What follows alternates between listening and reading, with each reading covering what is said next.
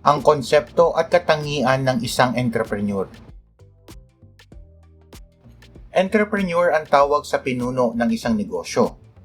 Tinagurian na utak o kapitan ng negosyo dahil siya ang nagpapatakbo ng negosyo.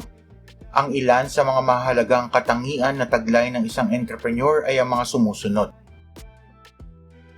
Nakatuon ang pag-iisip sa layunin. Laging abala ang entrepreneur sa mga bagay o aktibidad na sa tingin niya ay makakatulong sa paglago ng kanyang negosyo.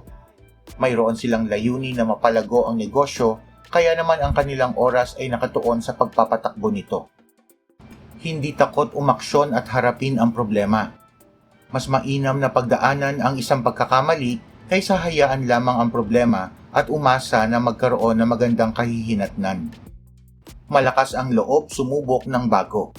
Ang mga entrepreneur ay may lakas at tibay ng loob na sumubok ng mga bago o kakaibang negosyo.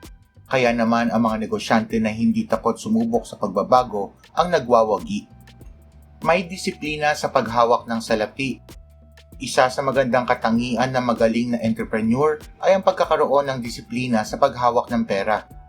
Mahigpit sa paglabas ng pera at sinisiguro na ang mga gasto sa negosyo ay talagang kinakailangan at rasunable. Hindi inaasa ang tagumpay sa iba.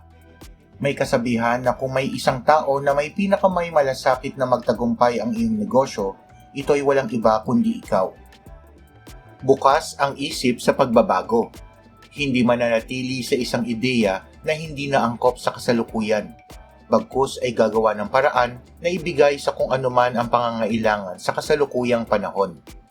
At may matinding motibasyon sa sarili. Ang pagnanais ng isang entrepreneur na maging matagumpay ay hindi magmumula sa ibang tao kundi sa kanilang sariling hangarin. Patuloy sila na babangon hanggang makamit ang kanilang hangarin. Ang konsepto at katangian ng isang entrepreneur.